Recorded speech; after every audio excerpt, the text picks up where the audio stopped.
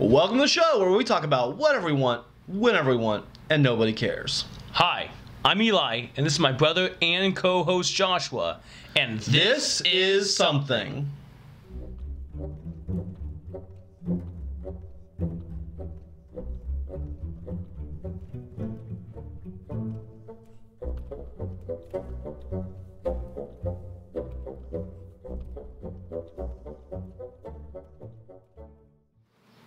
Hey guys, hope you're having a beautiful day, and welcome back to This Is Something. Oh yeah. And, last week was the end of E3. It was, this past Saturday. And we had other things we wanted to tackle, so we didn't talk about E3 last week. But with it having ended, and having seen all the trailers and releases for the games coming out in the next year, we thought we'd talk about some of the games we're excited about that are coming up, and potentially just about devolve into just talking about some of our favorite games anyway. Yep.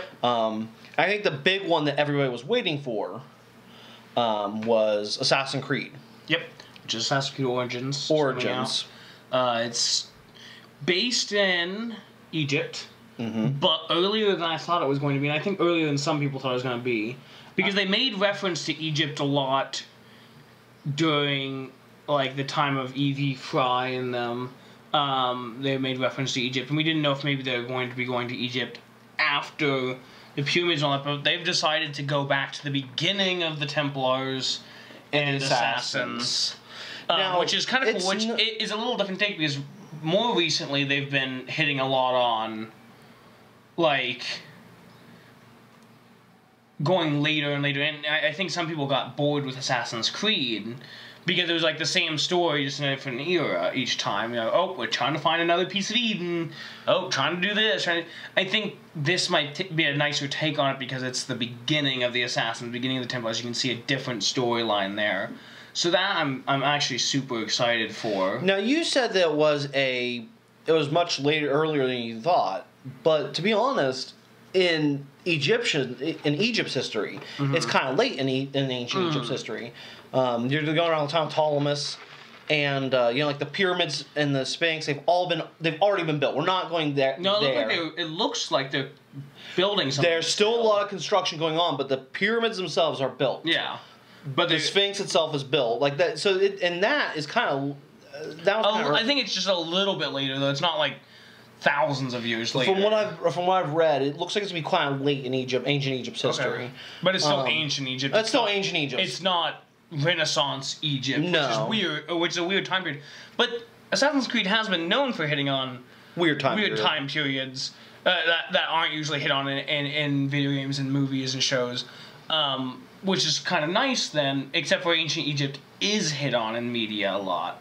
So we'll just see. Some of the mechanics look really interesting because you still have I watched some of the gameplay. You still have your standard wall run, wall climbing, parkour skills. Yeah. You don't have eagle vision. You have an eagle. You have an eagle that you throw up and you kind of use like a drone. Well, as of right now, because the game is still in production. I mean, right. It could very well. It looks like a bow and arrow is going to be a big part of your combat. And you have a shield, and that shield's, from what I'm reading, the shield is going to be a big part of your combat. That's cool. Because your enemies don't attack you one at a time, kind of like like the Ezio games, where, the guards would come at you one at a time, and occasionally two at a time, but you still hit one button and you could take out two. They said that the guards come at you in group, en masse, and you have to kind of use your combination of movement, skill, and your shield. I'm wondering, because it's the start of the Assassins, I wonder if your tutorial is going to be them like training themselves.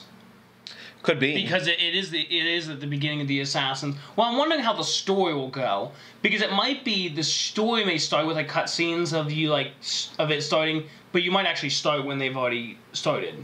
We don't know exactly how the story's going to be yet, obviously, but I'm wondering if the tutorial's going to be more of like.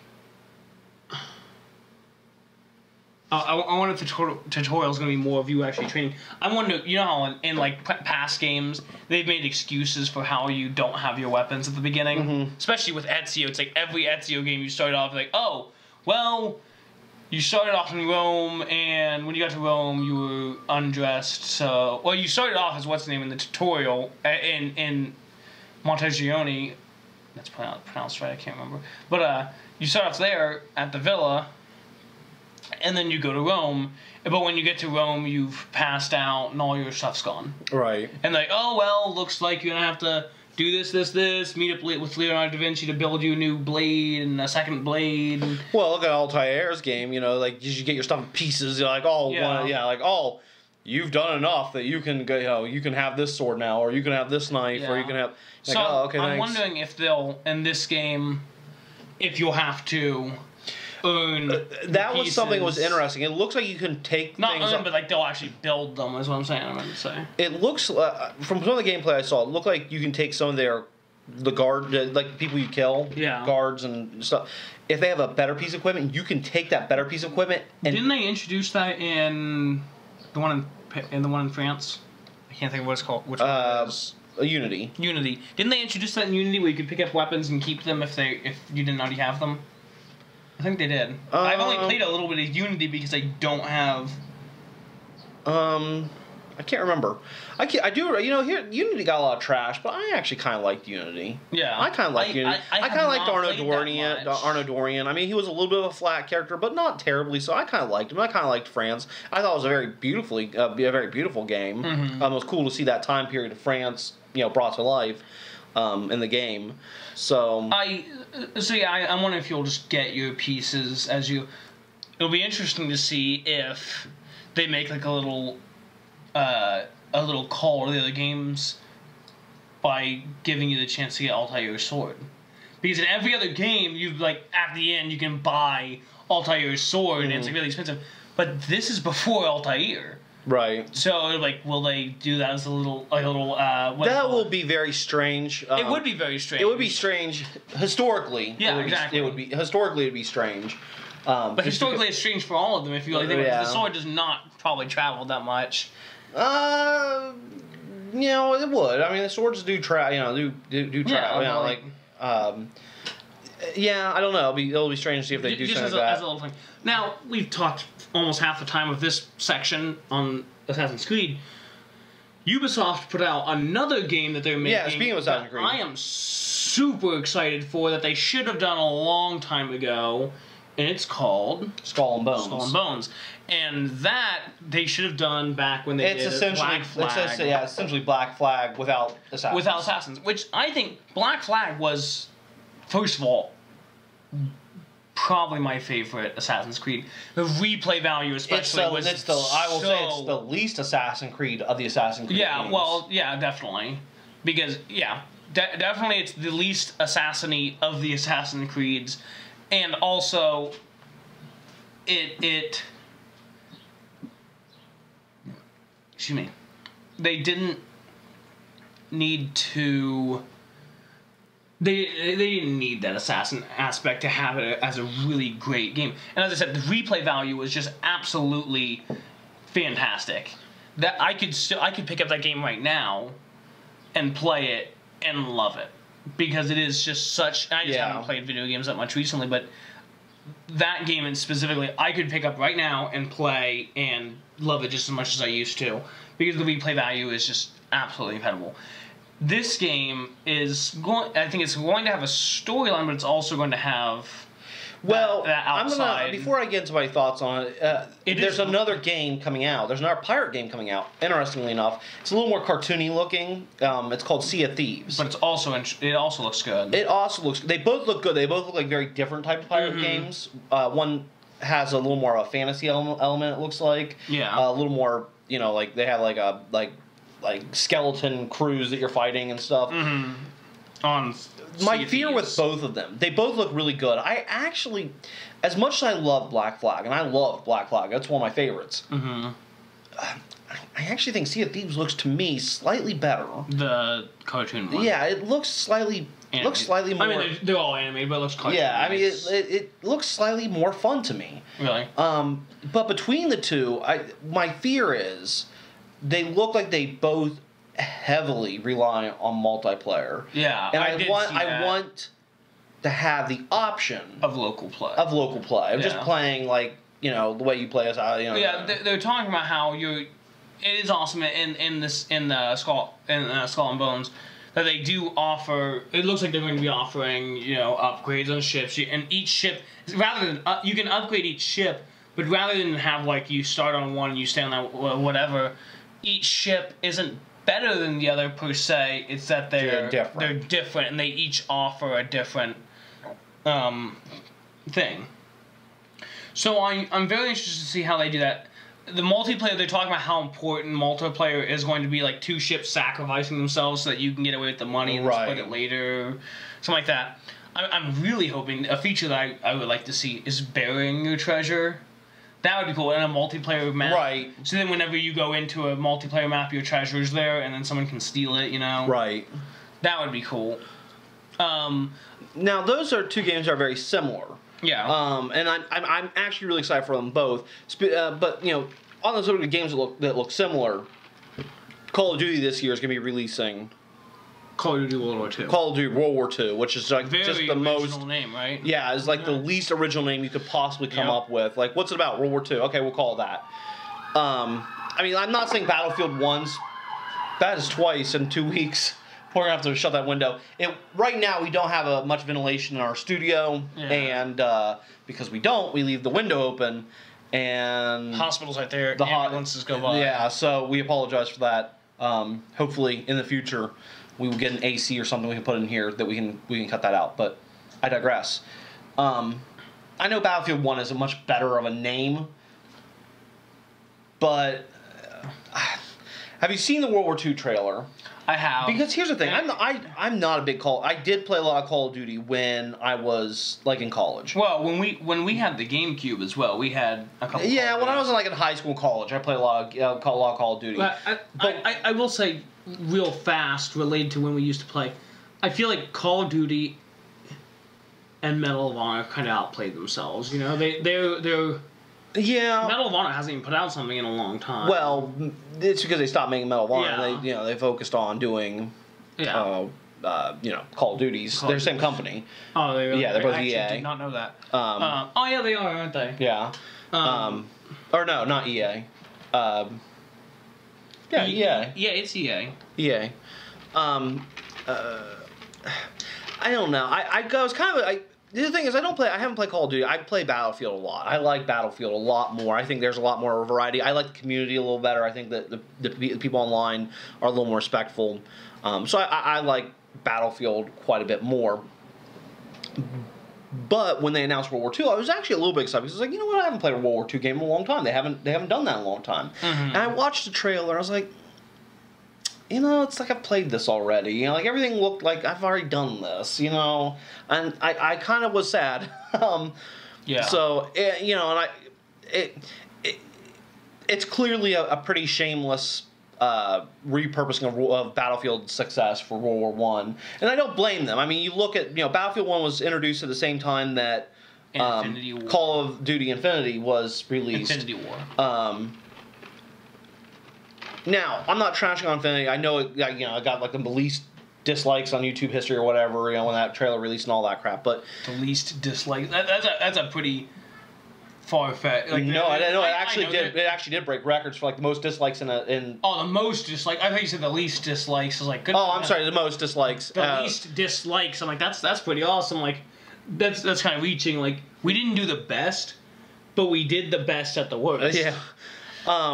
So, I don't know. I'm not gonna trash on anything anymore because I have heard from people. Never played it. I have heard from people like they're like, if you just take it as a sci-fi game, it's a good game.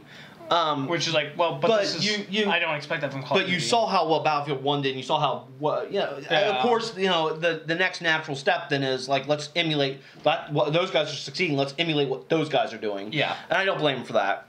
But on the subject of Battlefield, there's one more game we want to talk about, and that is Battlefront. Battlefront 2. Battlefront 2. Now this game is going to be, as far as as far as I understand, to my understanding, it is canon to episodes 7, 8, 9. Yep. Which is weird. That's a whole nother subject for a whole nother day. And maybe we'll do something.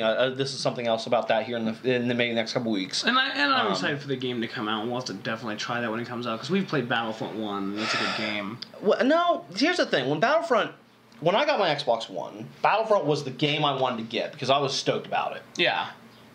Battlefront looks amazing. I didn't like it. I was so disappointed because this was one of the few games I actually spent full money on. Yeah.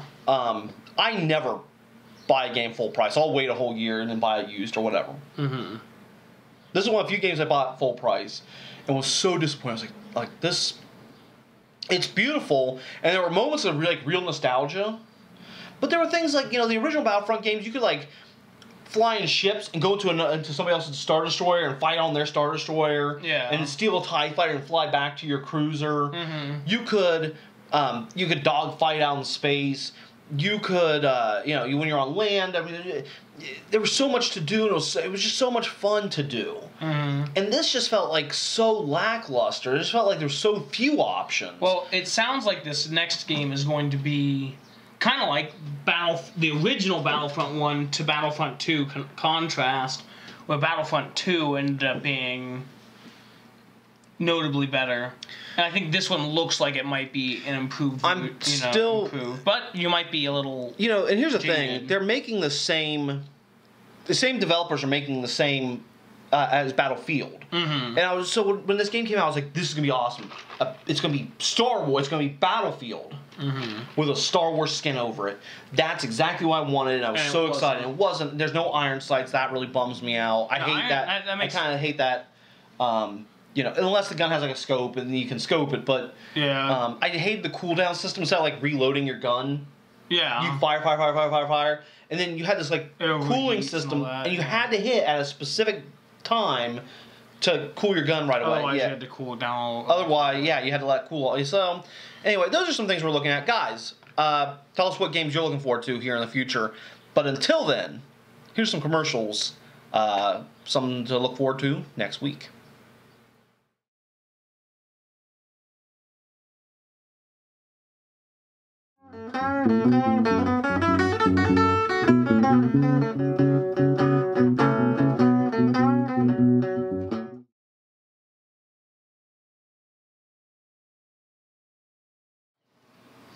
So, fun stuff next week. Yep. So you just bought a concert ticket recently. I did buy a concert ticket. What concert did you buy? I bought a ticket to Victor Wooten. Well, technically the Victor Wooten Trio. Okay. But Victor Wooten, famed bass player, is on tour. Well, he's going on tour. I don't think his tour started yet, but he's going on tour, and most of his locations are big locations. Right. He's playing. He's not playing at the Shot, but he's playing places like the Shot and Sea in Columbus, like that, big locations, Newport and things like that. Stuff like that. But in Columbus, instead of doing a big place, he's doing a place called Woodlands Tavern, and it's a small, intimate setting. He's gonna be there. Actually, I just found out from somebody else he's playing in Cincinnati either earlier that day or the day before. But he's playing a big venue there. But he's coming up to Columbus and just doing Woodlands Tavern. Cool. So I was like, Victor Wooten's very cool. I very much like his playing. I very much like him as a person, or at least based on his persona. He's done TED Talks before. He's done commencement speeches for universities. He's just a very, very cool guy. Very intelligent person. So I'm super excited to get to go see that and listen to him talk, and obviously be playing. That's his main thing. But he ends up talking a lot during his things. So that's going to be super cool. Yeah. It was just one of those things, someone told me about it. He's like, oh, but the tickets might already be gone. I looked it up. I was like, no, but they come out in 18 hours. He told me 18 hours before the tickets came out. And they might be sold out by now. I'm not for sure. Because it is such a small venue. But yeah, I'm super, super stoked for that. But it is in October, so I got to wait. So speaking of small venues, I've... just down the road from us in Nelsonville, Ohio, is Stewart's Opera House. Yep. And when I was in college, And I was a young warthog. when I was in college and was in high school and into college, my best friend Jerry and I would often go see shows at the Stewart Opera House. Mm-hmm. Because mom also worked down there at one time too. Well, yeah, and I went to college down there. That's where my college was in Nelsonville. Ohio College is in Nelsonville. But Jerry and I would go see a lot of shows, and a great price, like $24 for a ticket. Yeah. And we saw Oliver Takutsi, who does a lot of like African traditional, but then with some pop influences, some. We saw the Red Stick Ramblers, which was a highlight for me. Yeah. I love the Red Stick Ramblers quite a bit. So that was really cool. We've seen a couple. There were some plays we saw there. Yeah. I just saw a lot of really cool acts at the Stewart's Opera House. And it's a small, it's a small opera house. It's a small theater. House, yeah, small theater. It's a small theater. It does have a balcony. It's probably, I'd venture, no more than 500 seats. Mm-hmm. Overall, I could be wrong about that. I'll have to look that up and see how many seats they have. But this is a cool little theater. Someone told me, I've never been to Woodlands Tavern in Columbus, but someone said it's like seriously like 50 people fit in there. It's like a small place. I mean, I'm like, wow, like this is gonna go. Might end up sitting next to Victor Wooten in the bar afterwards. Yeah. Like that would be, like that. It's gonna be super cool. What was your first concert? Like first notable concert? First concert would have been. I think I went with our church youth group to see Sonic Flood. Oh yeah, I saw that signed Jumpstick. Oh, yeah. I think we went and saw Sonic Flood. It was probably the first that sticks out in my memory anyway. And we saw that in the year after a year or two after we saw David Crowder Band. Now David Crowder just does stuff alone, does stuff solo now. But the David Crowder Band, that was actually a really quite excellent show. So those were really cool. Those were really cool shows. Yeah.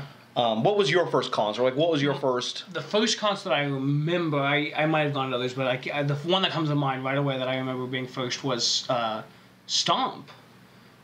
Grandma Diane took Sam and I to see Stomp. The trash right, and all that stuff.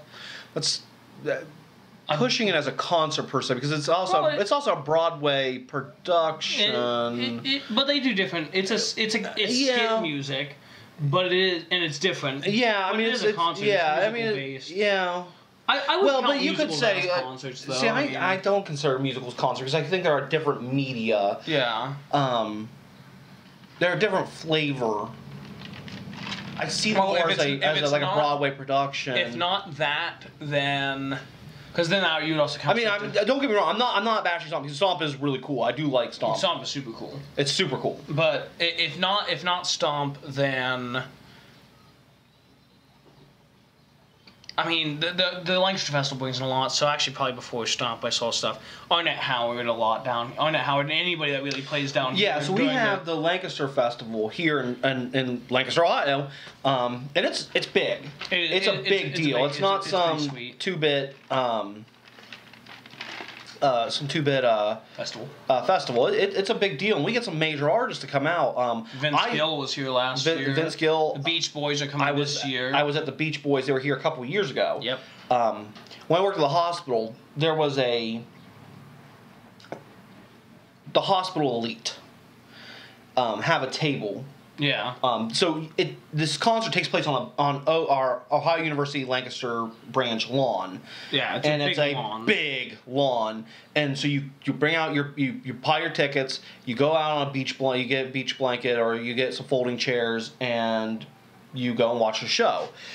But up towards the front, there are tables that you can buy. Mm-hmm, and they're expensive. They're expensive. And so every year the hospital elite would have a table. Mm-hmm. And the hospital catered it. The hospital dietary department catered it. Yeah. And the thing is that you needed 2 people to take the stuff there. You didn't even have to do anything. So this is what we got paid to do, right? You get paid your hourly wage to take food, drop it off of the table. That's it. Go sit down, watch the concert. Yep. Pick up the food, leave. You didn't even have to actually put the food on the table or anything. They did that themselves. Mm-hmm. Nobody wanted this job. Mm-hmm. What? I get a free concert. I don't have to do anything. I'm doing And you're getting paid the whole time. I'm doing like an hour of hard work and getting paid like 6 hours. Yeah. You know, it's like a 6 or 7 hour endeavor for an hour of actual work. 2 hours of actual work, maybe. Mm-hmm. And then I get to sit and watch a concert. Good concerts have to. And you know, usually you got spare tickets, so you could take a guest with you. You could take take a guest with you, and they have to stand awkwardly decide why you worked. But afterwards, you're sitting down together. We saw the Beach Boys, and that was pretty amazing. In fact, they did a rendition of California Dreaming. That is the best version I've ever heard of California Dreaming. Better than Mamas and Papas. Oh yeah, blew it out of the water. Not that I don't like Mamas and Papas version, but I'm just saying as a live version, it was just really incredible. And they're coming back again this year. I don't know if you knew that or not. They're doing it again. They're headlining this year. Oh wow. I don't know if people just like them or if Did you come with me one year to one of those? I went with you to see because your friend was there that you worked with. It had to be like 2012 because I already had my adventure hat, which is the year that we went to Kerala, so in the Outer Banks. It was just later that year, so it had to be 2012. I can't remember who it was though. Was it the country singer? It might have been a country singer. Josh. No, was it Voodoo Child? It was Big Bad Voodoo Daddy. Big Bad Voodoo Daddy. Voodoo Child. That's the Voodoo Child. Voodoo Child is the Jimi Hendrix. Yes. One of the two main. We really got shut that one. One of the two main Jimi Hendrix documentaries. No, Big Bad Voodoo Daddy. I think was Big Bad Voodoo Daddy. Andrew came with you. Yes, all three of Andrew came. With I actually ended up with 2 tickets that year. They had more tickets, and so I ended up bringing both of you. And Andrew and I were both there. Big Bad Voodoo Daddy was awesome. I forgot about that for a second. It was amazing. They were cool. Crystal Bowersox did it a few years ago. I actually directed Traffic that year. I got in for free because I directed Traffic. Just before. I didn't have to do it afterwards. Didn't have to wear a walkie or anything like that. Just directed Traffic, parked people. That's cool. And then Crystal Bowersox played. Who was the country singer? Because we actually had Leanne Rimes was supposed to come out one year, and then she didn't. And then she, at the very, very last second, canceled. Like literally 24 hours before the concert, canceled. And they got in Josh. His name will be along the bottom here. Yeah. I can't believe I'm not thinking of his name. Yeah, He's a country I know singer. exactly who you're talking about too. He's a country singer, and I gotta be honest. He was amazing. Yeah. I'm not a huge. I like some country. There's a lot of country there's a lot of country I do like, but I'm not overall a huge country fan. Mm-hmm. I wasn't really familiar with this guy. I didn't really. His music was neither here nor there. It was good. It was fun. You're not driving down the road listening to Keith Urban. Well, no, I'm talking about this guy specifically. His music. Like, no. Sometimes I'll kick on a red country station if I'm feeling it. I don't like a lot of modern country right now, bro. Like I'm not a huge fan of bro country. Yeah. But I like a lot of '90s country. I like a lot of Willie Nelson. I like a lot of Hank Williams, Garth Brooks, which is like the more country rock theme that's more common now. And I really like Garth Brooks actually. Yeah, I do too. His music was not here nor there, but his personality. For a guy that had come in 24 hours, this guy could have literally just not done anything because he saved the show by just being there, just having an act. Yeah. He didn't have to put any effort in, and yet he put 110% effort in, I remember he was really fun. First off, he was funny. I was laughing my tits off. I mean, he was just legitimately funny. He'd come on and he'd be like, they told me when I come, don't say Lancaster, which is the way you're supposed to pronounce the city we live in. We call it Lancaster. It's Lancaster. He's like, don't tell me that, they told me that it's not Lancaster, it's Lancaster. And he's like, guys, I told him, guys, I've been waiting to do this show forever. I know it's Lancaster. And it was just really funny. He had a really good personality. I ranked that because of his personality, not even the music. Because of his personality, I ranked that in one of the top 3 shows I've ever seen. Yeah. I have a real respect for that. Who's the violin player, the electric violin player that was there a couple years ago? Same year as the Crystal Bowersox, I think. I don't know. It's not Lindsey Sterling. No. It was a guy, and they referred to him saying this is the only. He didn't headline the show. Crystal Bowersox did, but they're like, this is the only guy who's ever played on the show that has had his own shows at both the Grand Ole Opry and Carnegie Hall. And like, then why is he not headlining the Lancaster Festival this year? Especially because he played a free concert downtown and he played. Right. His name will be along the bottom here. His name and picture. It's like Silverman or something like that. Did you see him? I saw him both. I saw him downtown, and then How was he? Was he? He was absolutely incredible. He talked about doing like he uses loopers and all. He uses pedals and all that. And he has a 5-string violin, where it's got a lower bass string. And he was talking about looping, and he showed us downtown. Part of his thing downtown was showing us how he does Viva La Vida alone. So he shows the loop, and he goes dun dun dun dun dun dun dun dun dun dun dun dun dun dun dun, and then he loops it, and it's going, and then he does it over the top, and then he plays it and he sings it, and it was cool. It was so cool. I'm so mad at myself for not remembering his name. So we've both lost somebody today, but I can't remember his name for the life of me. It's like Silverman or. Well, we'll have, like we said, it'll be you've seen it already. Yeah. Okay, so we're running out of time, but before we get to our goodbyes, I have 2 questions. You have to answer them. Give a pretty succinct answer. Okay. 1, if you could see an artist right now, who do you want to see? Like, if you could go to any concert. That's not even fair. Like, any one artist that's playing that currently has a show going. Band of Horses, maybe. Probably Band of Horses. Okay. I've been listening to a lot of their music, and I really like Band of Horses. Okay, so part 2. Wait, shouldn't you answer that question too? If you could see any artist right now, who would it be? Well, I'll answer after I'll ask you. Okay. Ask me part 2. Part 2. If you could see any band ever, even bands that are no longer a band. Oh, man. What concert would you want to go to? I don't know.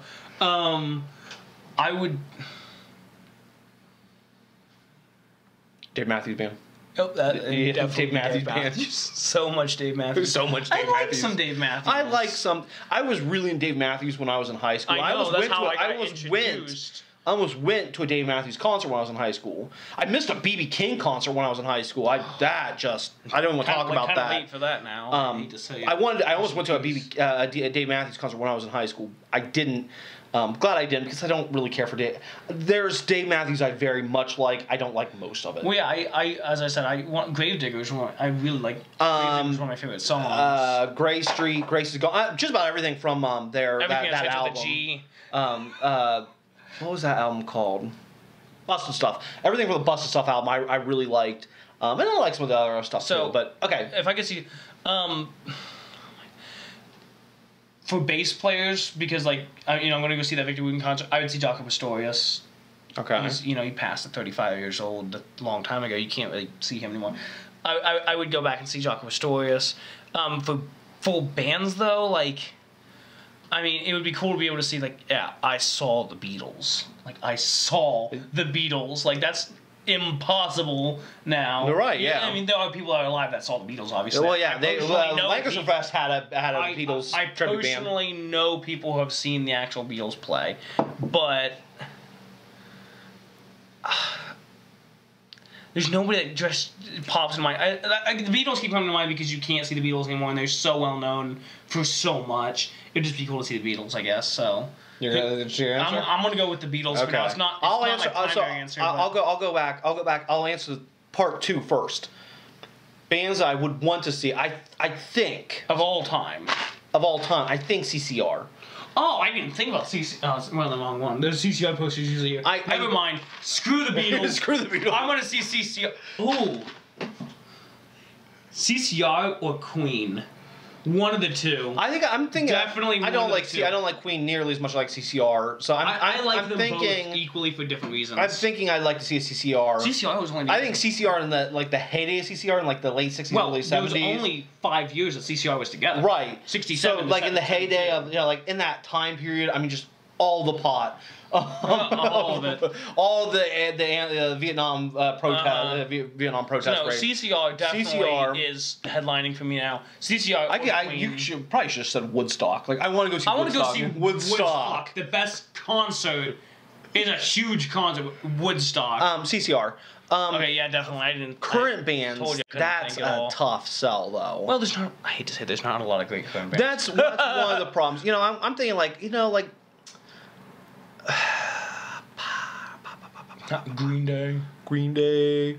Play one. I probably would see something like Green Day or Linkin Park, just because Justin Bieber. Justin Bieber. That's a hard sell. Maybe I might go see Postmodern Jukebox. That's cool. That's a different take. That's a different kind of band. So all right. We are out of time. We are out of time. Guys, comment below. What games did you see from E3 are you excited about? And also, what concert what band from any time would you like to see? And what modern band would you like to see? What was your favorite concert you ever went to? Yep. So, we are out of time, of course. So, until next time, I'm Eli. I'm Joshua. And this is Something. We hope you liked today's video. Don't forget to like and subscribe, and leave a comment because we enjoy chatting with you. Also, check us out on Instagram and Facebook at This Is Something. All the links are below. Thanks, and have a beautiful day.